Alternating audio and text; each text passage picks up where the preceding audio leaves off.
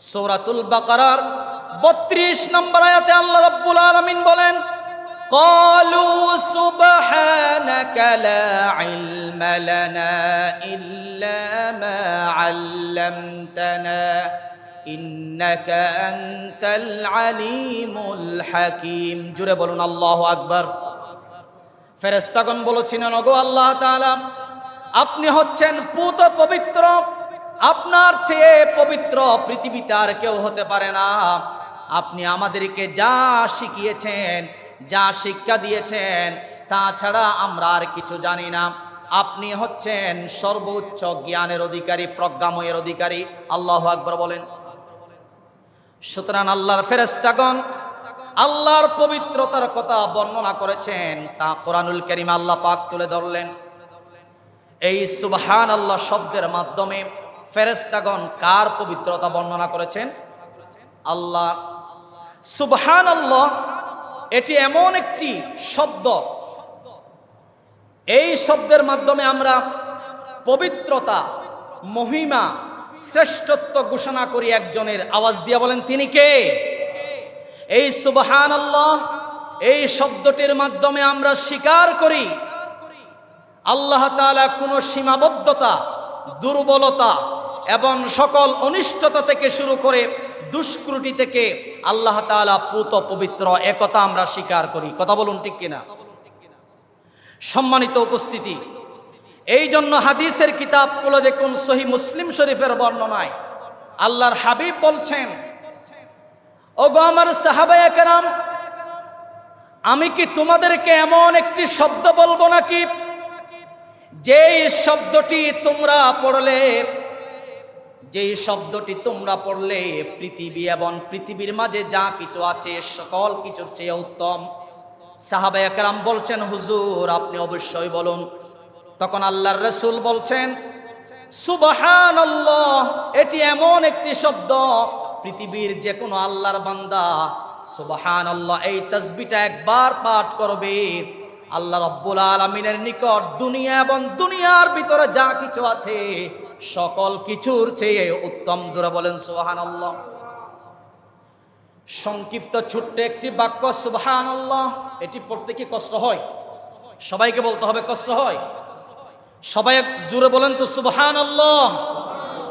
আরেকবার বলেন সুবহানাল্লাহ। জবান খুলে সবাইকে কথা বলতে হবে। আমার সঙ্গে সবাই কথা বলবেন। কষ্ট হচ্ছে না তো? বলেন, কষ্ট হচ্ছে? সবাই আরেকবার আওয়াজ দিয়ে বলেন সুবহানাল্লাহ। এই যে একবার সুবহানাল্লাহ পড়লেন, দুনিয়া এবং দুনিয়ার ভিতরে যা আছে সকল কিছুর চেয়ে উত্তম। সুবহানাল্লাহ পড়েন। গুরুত্বপূর্ণ একটি বিষয়ের উপর কোরআন ও হাদিসের সমন্বয়ে আমরা কিছু কথা শুনব। আল্লাহ তাআলা যদি আমাদেরকে তৌফিক দান করেন, আমরা পড়ি আমিন। আজকের আলোচনার বিষয়বস্তু হচ্ছে একটি তাসবিহ। আমরা সবাই জানি সুবহানাল্লাহ, আলহামদুলিল্লাহ, লা ইলাহা ইল্লাল্লাহু আল্লাহু আকবার।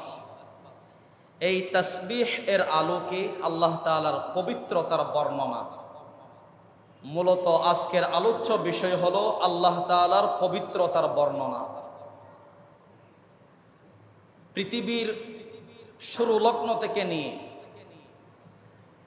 কিয়ামত পর্যন্ত যত আল্লাহর সৃষ্টি জগৎ হয়েছে কিংবা আসবে, যত সৃষ্টি বস্তু হয়েছে কিংবা সামনে হবে, সকলের প্রতি মহান রব্বুল ইজ্জত ওয়াল জালালের পক্ষ থেকে একটি নির্দেশ, তারা যেন আল্লাহর গুণগান গায়, আল্লাহর পবিত্রতা বর্ণনা করে।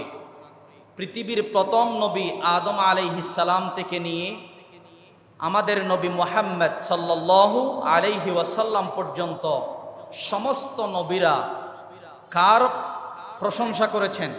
আল্লাহর প্রশংসা করেছেন, আল্লাহর তাসবিহ পাঠ করেছেন, আল্লাহর গুণাগুণ বর্ণনা করেছেন।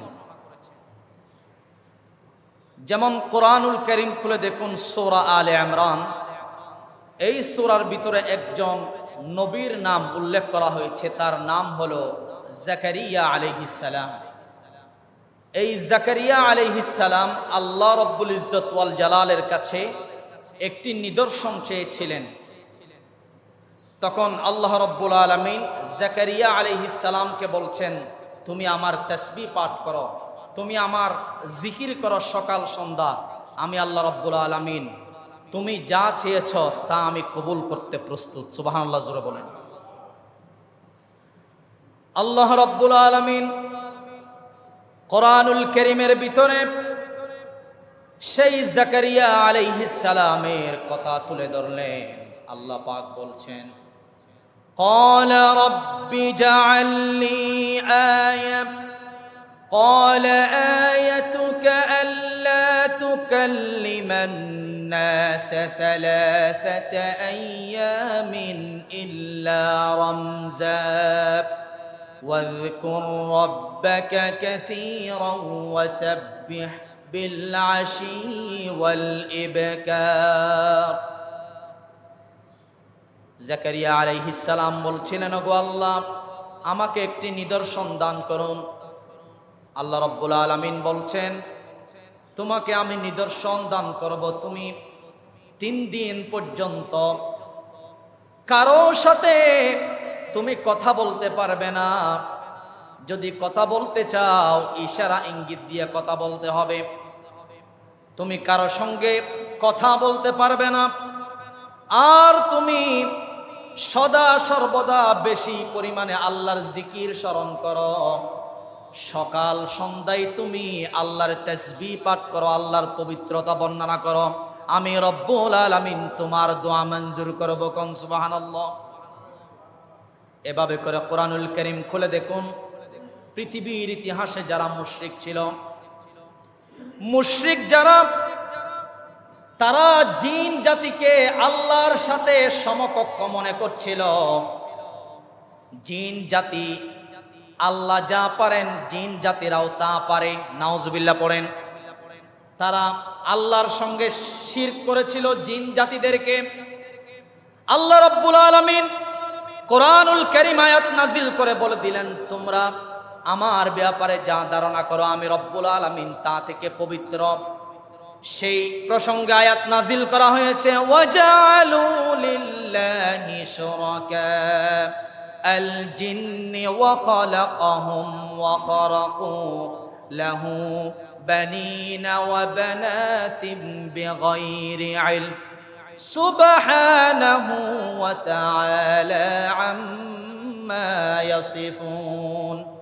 আল্লাহ রাব্বুল আলামিন বলছেন, মুশরিকরা, জিন জাতি যারা, তাদেরকে আমার সাথে তুলনা করে।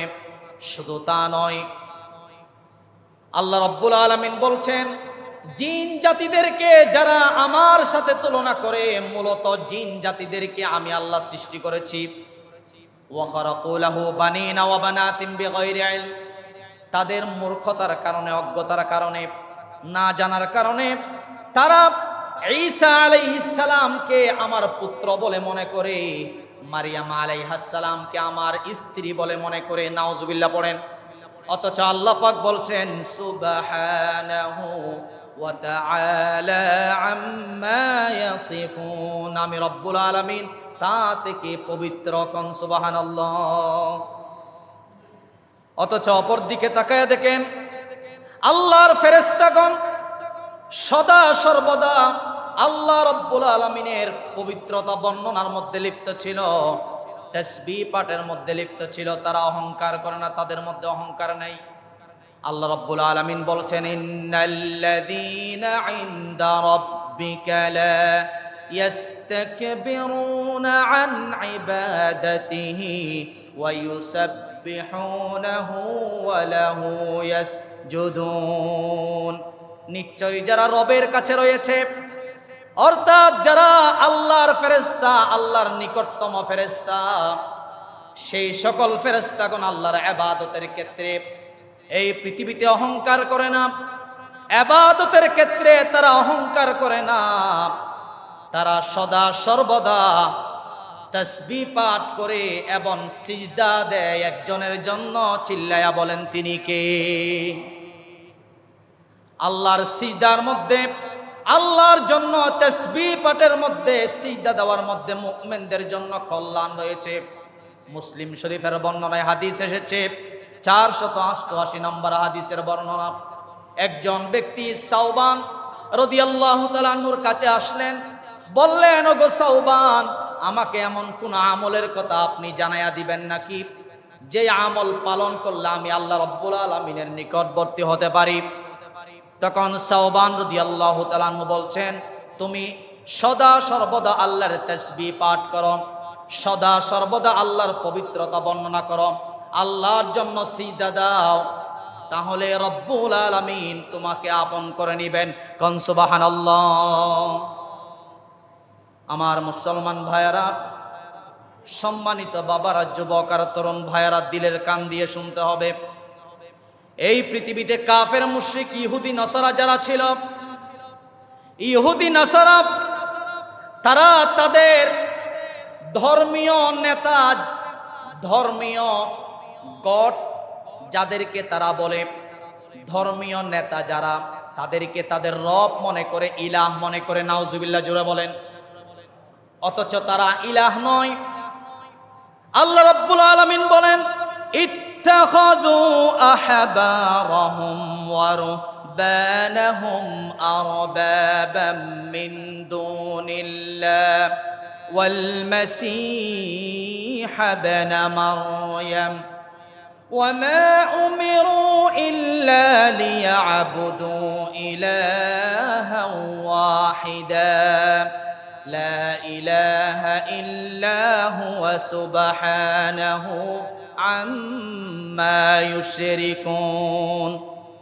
ইহুদি খ্রিস্টান যারা, তারা তাদের ধর্মীয় নেতা যারা ছিল, পণ্ডিত যারা ছিল, তাদেরকে রব মানত, তাদেরকে তারা ইলাহ মানত। এমনকি মারিয়াম আলাইহিস সালামকেও রব মানত, ঈসা আলাইহিস সালামকেও রব মানত। অথচ ঈসা এবং মরিয়ম তারা কেবলমাত্র একজনেরই দাসত্ব করে, যিনি তাদেরকে সৃষ্টি করেছেন। একজনেরই তারা দাসত্ব করে, গোলামি করে। সবাই মুহাব্বতে সেই রবের নামটা বলুন, আর আওয়াজ দিয়ে বলুন। ইহুদি খ্রিস্টান তাদেরকেও আল্লাহ বানিয়েছেন, ঈসা এবং মারিয়াম তাদেরকেও বানিয়েছেন কে? এই জন্য একজনের দাসত্ব করতে হবে। তারা সবাই একজনের সদা সন্ধ্যা দাসত্ব করে, গোলামি করে, পবিত্রতা বর্ণনা করে, তাসবিহ পাঠ করে। মূলত ইহুদি খ্রিস্টান নাসারারা যা মনে করে তা থেকে আল্লাহ রাব্বুল আলামিন উর্দে পবিত্র। কোন সুবহানাল্লাহ। সবাই আওয়াজ দিয়ে বলুন, আমরা সদা সর্বদা সকাল সন্ধ্যা পবিত্রতা বর্ণনা করব, তাসবিহ পাঠ করব একজনের। আওয়াজ দিয়ে বলুন, তিনি কে? সম্মানিত উপস্থিতি, সম্মানিত প্রাণপ্রিয় মুসল্লিয়ানে কেরাম, যুবক আর তরুণ বন্ধুগণ, মহাগ্রন্থ কোরআন মাজিদে সুবহানাল্লাহ এই বাক্যটি এসেছে 9 বার। সবাইকে বলতে হবে কয়বার এসেছে? এরপরে আলহামদুলিল্লাহ এই বাক্যটি কোরআনে এসেছে 38 বার। কয়বার? 38 বার। আর আল্লাহু আকবার এই বাক্যটি কোরআনে এসেছে 2600 বার, অর্থাৎ 2600 বার এই কোরআনের মধ্যে এই আল্লাহু আকবার বাক্যটি এসেছে 2600 বার। মনে থাকবে, এগুলা মনে রাখতে হবে। আজকে আমরা 3টি পয়েন্টের উপর সংক্ষেপে কিছু কথা শুনব। সুবহানাল্লাহ এই শব্দটির গুণাবলী, আলহামদুলিল্লাহ এই শব্দটির গুণাবলী, আল্লাহু আকবার এই শব্দটির গুণাবলী। আসুন আমরা বিস্তারিত আলোচনার দিকে চলে যাই। 1 নাম্বার বলছিলাম সুবহানাল্লাহ এই শব্দটির গুণাবলী। সবাইকে বলতে হবে সুবহানাল্লাহ এই শব্দটি কোরআনে কয়বার আসছে বলছিলাম? 9 বার আসছে সুবহানাল্লাহ এই শব্দটি। এই সুবহানাল্লাহ শব্দের শাব্দিক অর্থ হচ্ছে পুত পবিত্র, অর্থাৎ আল্লাহ তাআলা সকল দুষ্কৃতি হতে পুত পবিত্র, যা কোরআনের আয়াত দ্বারা সাব্যস্ত। কোরআনুল কারীমের 2 নম্বর সূরা সূরা বাকারার 32 নম্বর আয়াতের আলোকে আল্লাহর ফেরেশতাগণ আল্লাহ তাআলার উদ্দেশ্যে বলেছিলেন, ওগো আল্লাহ তাআলা, আপনি পুত পবিত্র, আপনার চেয়ে পুত পবিত্র পৃথিবীতে আর কেউ হতে পারে? আল্লাহ রাব্বুল আলামিন ফেরেশতাগণের সেই বক্তব্যের কথা তুলে ধরলেন কোরআনুল কারীমে। সূরাতুল বাকারার 32 নম্বর আয়াতে আল্লাহ রাব্বুল আলামিন বলেন, ক্বালু সুবহানাকা লা ইলমা লানা ইল্লা মা আল্লামতানা ইন্নাকা আনতাল আলিমুল হাকীম। জোরে বলুন আল্লাহু আকবার। ফেরেশতাগণ বলেছিলেন, ওগো আল্লাহ তাআলা, আপনি হচ্ছেন পুত পবিত্র, আপনার চেয়ে পবিত্র পৃথিবীতে আর কেউ হতে পারে না। আপনি আমাদেরকে যা শিখিয়েছেন, যা শিক্ষা দিয়েছেন, তাছাড়া আমরা আর কিছু জানি না। আপনি হচ্ছেন সর্বোচ্চ জ্ঞানের অধিকারী, প্রজ্ঞাময়ের অধিকারী। আল্লাহু আকবার বলেন। সুতরাং আল্লাহর ফেরেশতাগণ আল্লাহর পবিত্রতার কথা বর্ণনা করেছেন, তা কোরআনুল কারীম আল্লাহ পাক তুলে ধরলেন। এই সুবহানাল্লাহ শব্দের মাধ্যমে ফেরেশতাগণ কার পবিত্রতা বর্ণনা করেছেন? আল্লাহ। সুবহানাল্লাহ এটি এমন একটি শব্দ, এই শব্দের মাধ্যমে আমরা পবিত্রতা, মহিমা, শ্রেষ্ঠত্ব ঘোষণা করি একজনের। আওয়াজ দিয়ে বলেন, তিনি কে? এই সুবহানাল্লাহ এই শব্দটির মাধ্যমে আমরা স্বীকার করি আল্লাহ তাআলা কোনো সীমাবদ্ধতা, দুর্বলতা এবং সকল অনিষ্টতা থেকে শুরু করে দুষ্কৃতি থেকে আল্লাহ তাআলা পুত পবিত্র, একথা আমরা স্বীকার করি। কথা বলুন ঠিক কিনা? সম্মানিত উপস্থিতি, এই জন্য হাদিসের কিতাব খুলে দেখুন, সহিহ মুসলিম শরীফের বর্ণনায় আল্লাহর হাবিব বলছেন, ওগো আমার সাহাবায়ে কেরাম, আমি কি তোমাদেরকে এমন একটি শব্দ বলবো নাকি, যেই শব্দটি তোমরা পড়লে পৃথিবী এবং পৃথিবীর মাঝে যা কিছু আছে সকল কিছুর চেয়ে উত্তম? সাহাবায়ে কেরাম বলছেন, হুজুর আপনি অবশ্যই বলুন। তখন আল্লাহর রাসূল বলছেন, সুবহানাল্লাহ এটি এমন একটি শব্দ, পৃথিবীর যে কোনো আল্লাহর বান্দা সুবহানাল্লাহ এই তাসবিহটা একবার পাঠ করবে, আল্লাহ রাব্বুল আলামিনের নিকট দুনিয়া এবং দুনিয়ার ভিতরে যা কিছু আছে সকল কিছুর চেয়ে উত্তম। জোরে বলেন সুবহানাল্লাহ। সংক্ষিপ্ত ছোট্ট একটি বাক্য সুবহানাল্লাহ, এটি পড়তে কি কষ্ট হয়? সবাইকে বলতে হবে, কষ্ট হয়? সবাই জোরে বলেন তো সুবহানাল্লাহ। আরেকবার বলুন সুবহানাল্লাহ। জবান খুলে সবাইকে কথা বলতে হবে। আমার সঙ্গে সবাই কথা বলবেন। কষ্ট হচ্ছে না তো? বলেন, কষ্ট হচ্ছে? সবাই আরেকবার আওয়াজ দিয়ে বলুন সুবহানাল্লাহ। এই যে একবার সুবহানাল্লাহ পড়লেন, দুনিয়া এবং দুনিয়ার ভিতরে যা আছে সকল কিছুর চেয়ে উত্তম। সুবহানাল্লাহ পড়েন। একবার হযরত ওমর রাদিয়াল্লাহু তাআলা আনহু আলী রাদিয়াল্লাহু তাআলা আনহুর কাছে গেলেন। যাওয়ার পর বললেন, ওগো আলী রে, আমরা তো লা ইলাহা ইল্লাল্লাহ এর অর্থ জানি, কিন্তু সুবহানাল্লাহ এই শব্দের মাহাত্ম্য কি, তাৎপর্য কি? তখন আলী রাদিয়াল্লাহু তাআলা আনহু বলছেন, সুবহানাল্লাহ এটি এমন একটি বাক্য, এই বাক্যটি আল্লাহ রাব্বুল আলামিন তার জন্য পছন্দ করেছেন, বাছাই করেছেন। জোরে বলেন সুবহানাল্লাহ। আল্লাহর জন্য বাছাই করেছেন এই বাক্যটি। এই বাক্যটি পড়লে আল্লাহ খুশি হয়ে যায়। এই বাক্যটি সুবহানাল্লাহ এই শব্দটি পড়লে আল্লাহ রাব্বুল আলামিন সেই বান্দার উপর খুশি হয়ে যায়। সুবহানাল্লাহ। এই জন্য এই তাসবিহ আমাদেরকে পড়তে হবে। হযরতে সাদ ইবনে আবি ওয়াক্কাস রাদিয়াল্লাহু আনহুমা তারা রাসূলের বৈঠকের মধ্যে বসা ছিলেন। আল্লাহর রাসূল বলছেন, ওগো সাহাবীরা শোনো, তোমাদের মধ্যে কেউ কি এমন আছে নাকি যে দৈনিক 1000 নেকি অর্জন করতে পারে, 1000 গুনাহ মাফ করতে পারে আল্লাহর কাছ থেকে? এরকম কেউ এই বৈঠকের মধ্যে আছে নাকি? তখন সাদ ইবনে আবি ওয়াক্কাস বললেন, ইয়া রাসূলুল্লাহ, ইয়া হাবিবাল্লাহ, এরকম কেউ এই বৈঠকের মধ্যে নেই। তবে আপনি এমন কোন আমল আমাদেরকে বলে দিবেন নাকি যে আমলটি আমরা পড়লে দৈনিক 1000 নেকি অর্জন করতে পারি, 1000 গুনাহ মাফ করতে পারি? তখন আল্লাহ রাসূল বলছেন, তাহলে মনোযোগ দিয়ে শোনো, যে ব্যক্তি সুবহানাল্লাহ এই বাক্যটি একবার পাঠ করবে কিংবা দৈনিক 100 বার পাঠ করবে, আল্লাহ রাব্বুল আলামিন তার আমলনামার মধ্যে 1000 সওয়াব দিয়ে ভরপুর করে দিবেন। সুবহানাল্লাহ পড়েন। আর 1000 গুনাহ মাফ করে দিবেন। সুতরাং এই সুবহানাল্লাহ এই শব্দটির মাধ্যমে আমাদের সবাইকে সওয়াবের পাল্লা ভারী করতে হবে, গুনাহের পাল্লা হালকা করতে হবে। পারা যাবে? কারণ সুবহানাল্লাহ এই শব্দের মাধ্যমে ফেরেশতাগণ আল্লাহর পবিত্রতা বর্ণনা করেছিলেন। আর হাদিসের মধ্যে আল্লাহ রাসূল সুবহানাল্লাহ এই শব্দটির অসংখ্য ফজিলত বর্ণনা করেছেন। সুবহানাল্লাহ পড়লে গুনাহ মাফ করে দেয় যিনি, আওয়াজ দিয়া বলুন তিনি কে? একটা পয়েন্ট শেষ হলো সুবহানাল্লাহ। 2 নম্বর পয়েন্ট হলো আলহামদুলিল্লাহ। আলহামদুলিল্লাহ এটি হচ্ছে আরবি ভাষার স্বতন্ত্র একটি বাক্য। সবচেয়ে মজার বিষয় হলো আল্লাহ রাব্বুল আলামিন কোরআনুল কারীম শুরু করেছেন আলহামদুলিল্লাহ শব্দ দিয়ে। সবাই বলুন আল্লাহু আকবার। এই জন্য সবাই আমার সাথে পড়ুন, আলহামদুলিল্লাহি রাব্বিল আলামিন আর রহমানির রহিম মালিকি ইয়াউমিদ্দিন।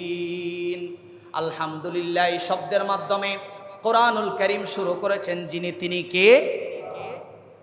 আর এই আলহামদুলিল্লাহ শব্দটি কোরআনের মধ্যে এসেছে 38 বার। কয়বার এসেছে? 38 বার এসেছে এই আলহামদুলিল্লাহ শব্দটি। এই আলহামদুলিল্লাহ এই শব্দের মাধ্যমে আমরা আল্লাহ তাআলার পবিত্রতা, আল্লাহ তাআলার কৃতজ্ঞতা, শ্রেষ্ঠত্ব, আল্লাহ তাআলার মহিমা, মর্যাদা, বর্ণনা, প্রশংসা করি। ঠিক কিনা বলুন? আর এই আলহামদুলিল্লাহ এই শব্দের চেয়ে আল্লাহর কৃতজ্ঞতা আদায় করার মতো পৃথিবীতে আর কোনো উত্তম শব্দ হতে পারে না। জুড়ে বলুন সুবহানাল্লাহ। তিরমিজি শরীফের বর্ণনা এসেছে, আন জারির ইবনে আব্দুল্লাহ রাদিয়াল্লাহু আনহুমা قال, রাসূলের সাহাবী জারির ইবনে আব্দুল্লাহ রাদিয়াল্লাহু তাআলা আনহুমা হাদিসটি বর্ণনা করেছেন। আল্লাহর রাসূল বলছেন, আফজালুজ যিকরি লা ইলাহা ইল্লাল্লাহ, সর্বোত্তম জিকির হলো লা ইলাহা ইল্লাল্লাহ, ওয়া আফজালুদ দুআ আলহামদুলিল্লাহ, আর সর্বোত্তম দোয়া হলো আলহামদুলিল্লাহ। এই জন্য জিকির করতে হবে লা ইলাহা ইল্লাল্লাহ এই বাক্যের মাধ্যমে, আর আল্লাহর কৃতজ্ঞতা প্রশংসা করতে হবে আলহামদুলিল্লাহ এই বাক্যের মাধ্যমে।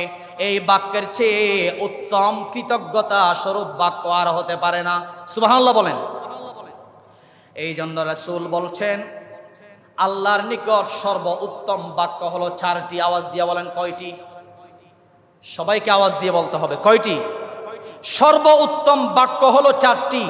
1 নম্বর হলো সুবহানাল্লাহ, 2 নম্বর আলহামদুলিল্লাহ, 3 নম্বর লা ইলাহা ইল্লাল্লাহ, আর 4 নম্বর হচ্ছে আল্লাহু আকবার। এই 4টি বাক্য আল্লাহ তাআলার নিকট সবচেয়ে ফজিলতপূর্ণ, সবচেয়ে উত্তম বাক্য। জোরে বলুন না সুবহানাল্লাহ।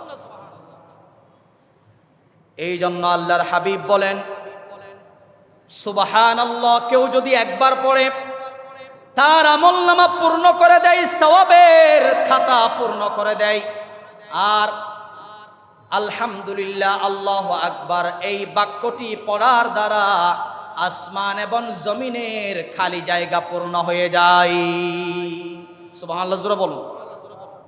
এই জন্য আল্লাহর হাবিব বলছেন, পৃথিবীতে কাউকে যদি দুনিয়াটা দিয়ে দেওয়া হয়, কোন আল্লাহর বান্দাকে যদি গোটা পৃথিবী দিয়ে দেওয়া হয়, আর যদি সে পৃথিবীটা পেয়ে আলহামদুলিল্লাহ পড়ে, আল্লাহর হাবিব বলছেন দুনিয়ার চেয়ে আলহামদুলিল্লাহ যে সে কৃতজ্ঞতা স্বরূপ বলল, আলহামদুলিল্লাহ বলার দ্বারা দুনিয়া পাওয়ার চেয়ে অধিক সওয়াব তার আমলনামায় লেখা হয়ে যায়।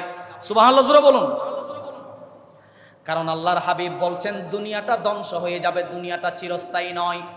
কাউকে পাহাড় পরিমাণ সম্পদ দেওয়া হলো, পাহাড় পরিমাণ স্বর্ণ দেওয়া হলো, তার তো একদিন মৃত্যু হবে। মৃত্যু হওয়া মানে সব কিছু শেষ।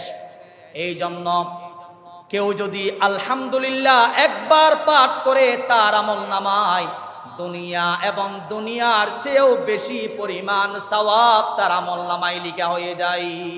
সুবহানাল্লাহ জোরে বলেন। এই জন্য আমাদেরকে এই হাদিসগুলো আমল করতে হবে।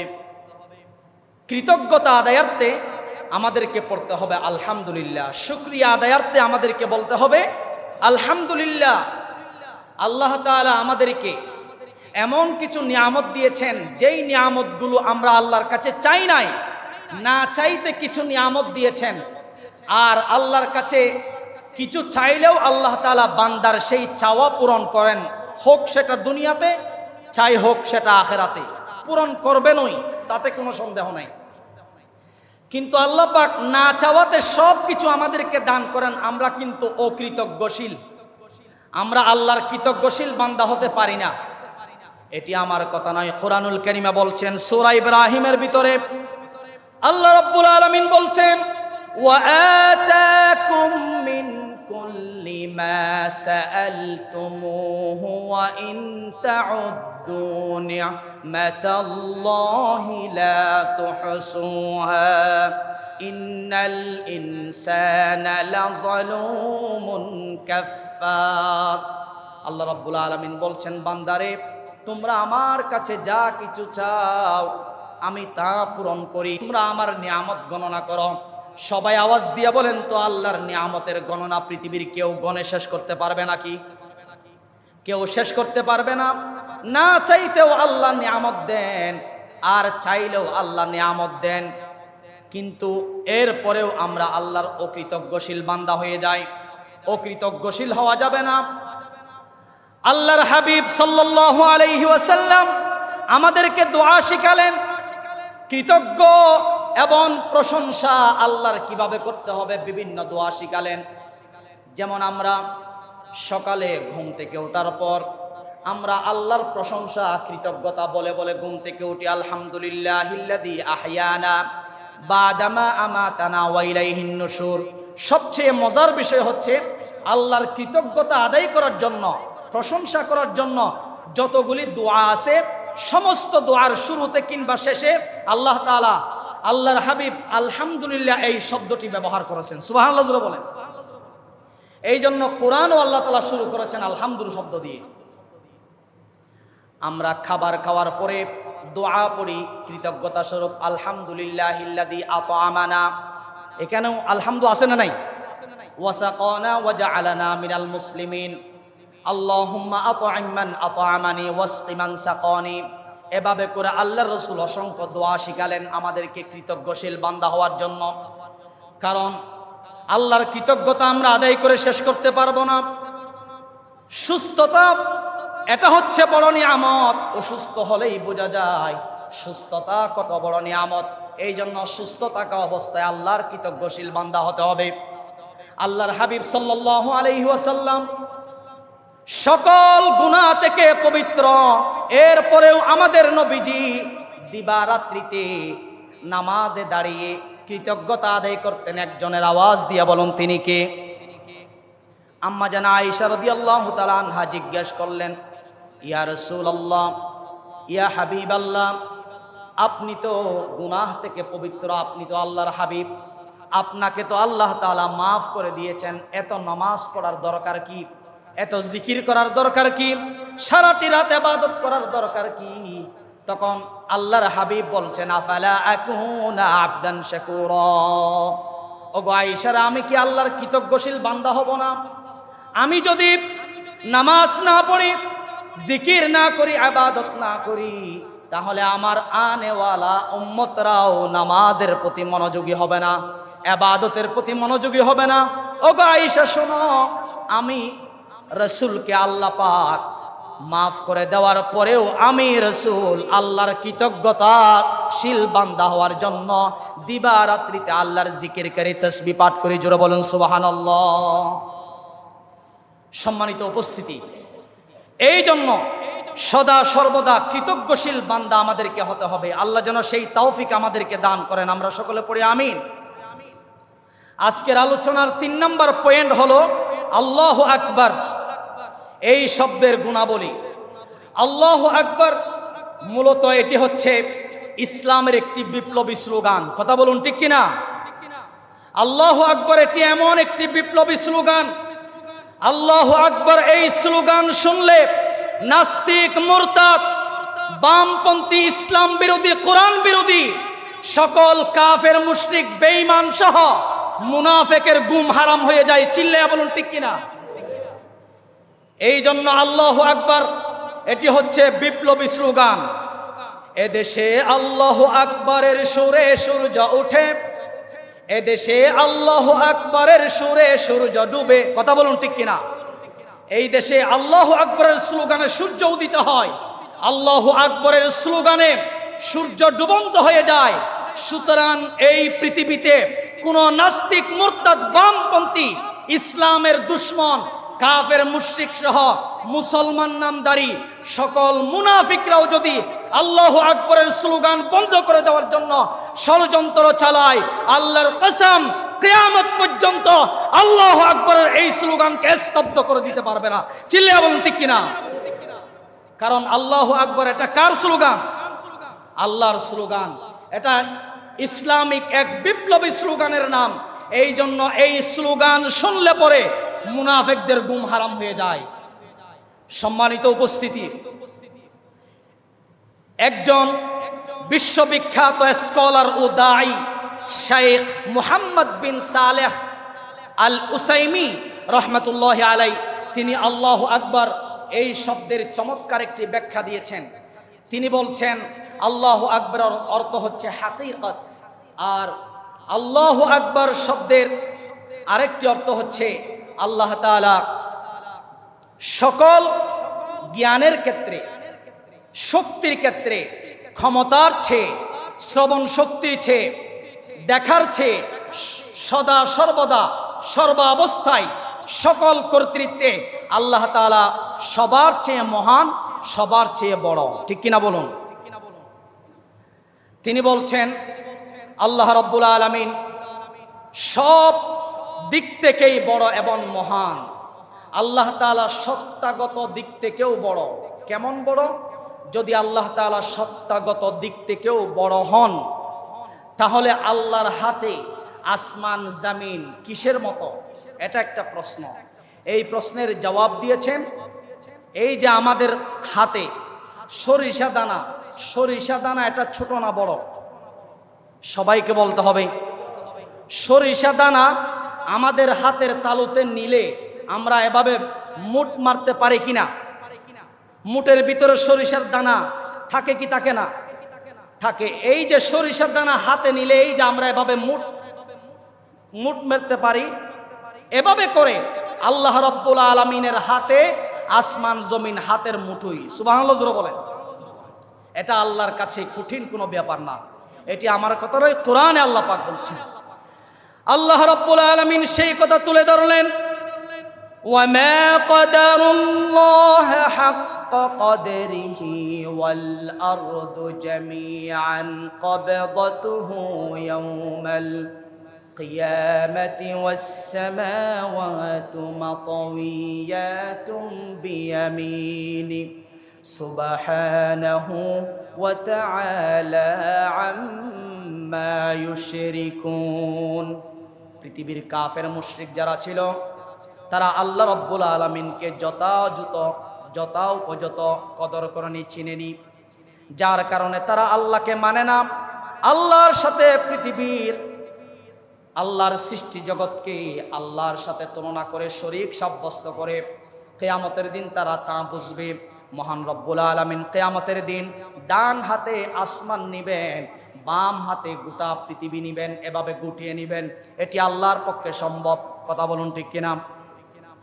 আল্লাহ রাব্বুল আলামিন অন্য আয়াতে বিষয়টি আরো সুন্দরভাবে তুলে ধরলেন, ইয়াউমা নাতাউইস সামাআ কাতাইয়িস সিজিল্লি লিল কুতুব كما بدأنا أول خلق نعيد وعدا علينا إنا كنا فاعلين আল্লাহ রাব্বুল আলামিন কিয়ামতের দিন আসমান এবং জমিনকে হাতের মুঠোর মধ্যে এমন ভাবে নেবেন।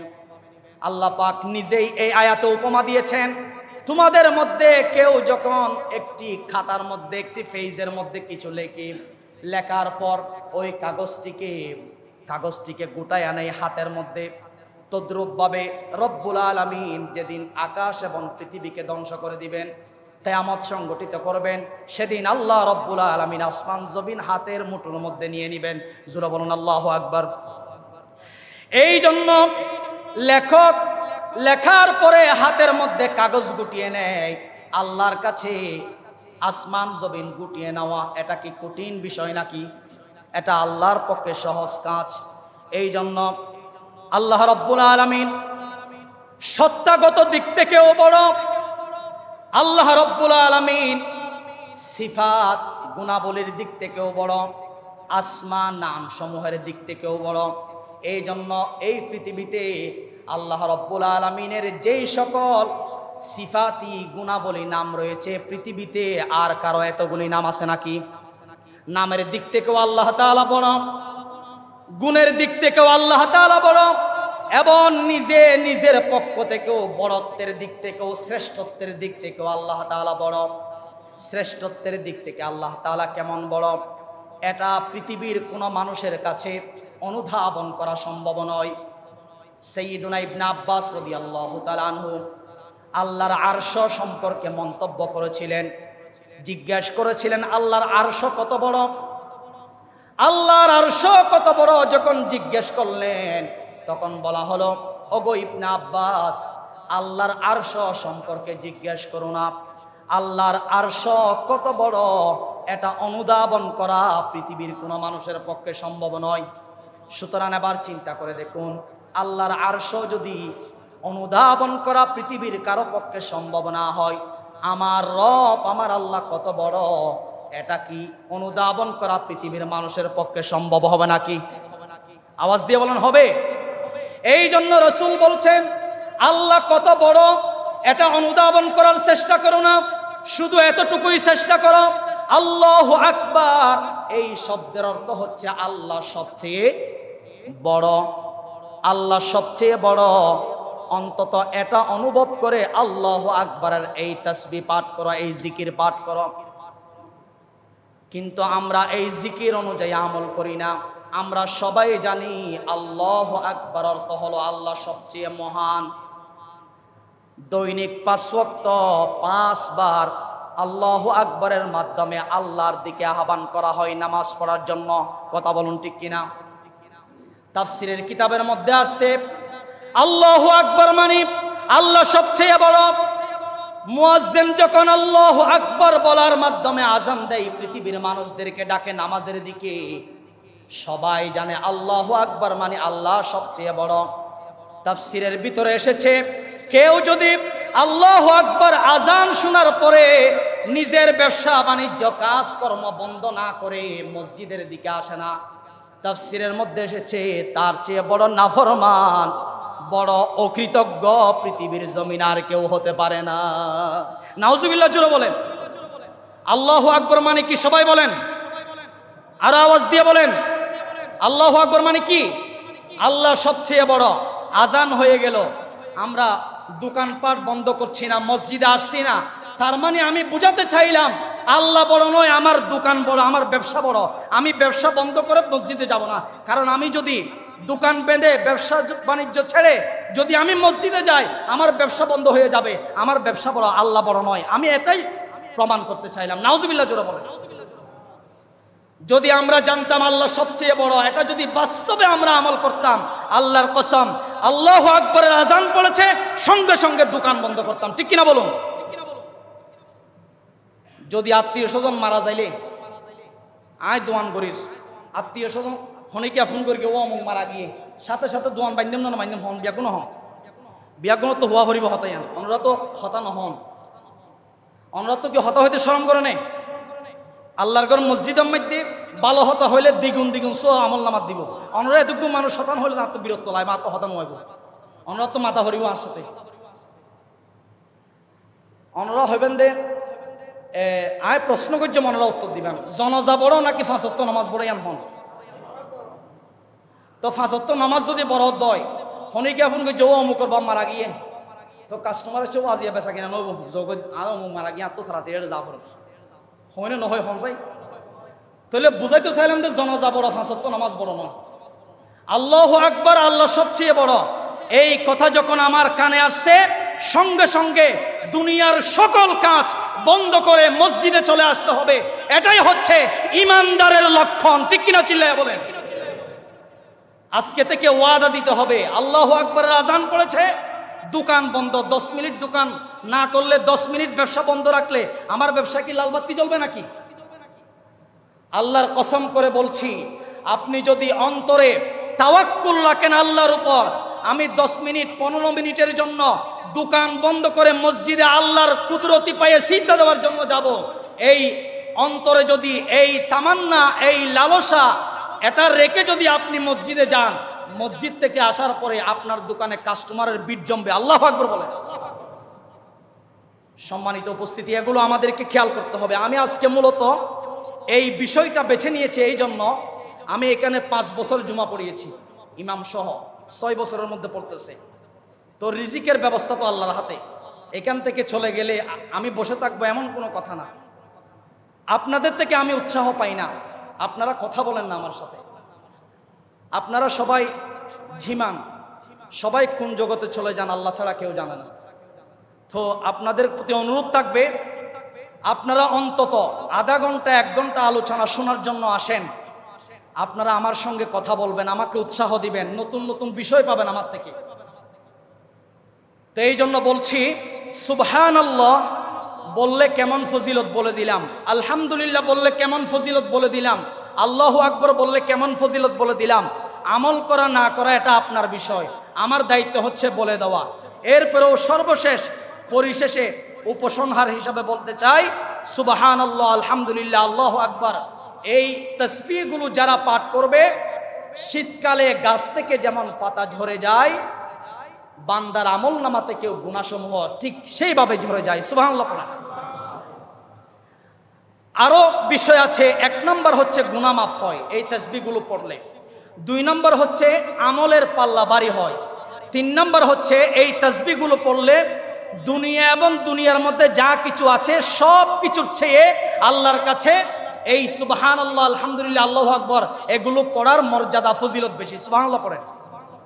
4 নম্বর হচ্ছে এই বাক্যগুলো পড়লে, এই তাসবিহগুলো পড়লে হৃদয়ের মধ্যে একটা প্রশান্তি অনুভব হয়।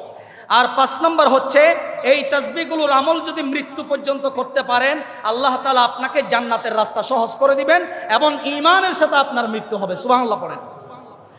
এই জন্য রব্বুল আলামিন বলছেন, সাব্বাহা লিল্লাহি মা ফিস সামাওয়াতি ওয়া মা ফিল আরদ ওয়া হুয়াল আজিজুল হাকীম। নবমণ্ডল ভূমণ্ডল এই পৃথিবীতে যেখানে যা কিছু আছে সব কিছু সকাল সন্ধ্যা জিকির করে তাসবিহ পড়ে একজনের আওয়াজ দিয়া বলুন তিনি কে? আল্লাহ তাআলা আমাদের সবাইকে তার কৃতজ্ঞশীল বান্দা হওয়ার এবং তার সকাল সন্ধ্যা তাসবিহ পাঠ করার সেই তৌফিক যেন আমাদেরকে দান করেন। আমরা উচ্চ আওয়াজে পড়ি আল্লাহুম্মা আমিন। ওয়া আখিরু দাওয়ানা আলহামদুলিল্লাহি রাব্বিল আলামিন। যারা সুন্নাত না পড়েন সেরা সুন্নাত পড়েন।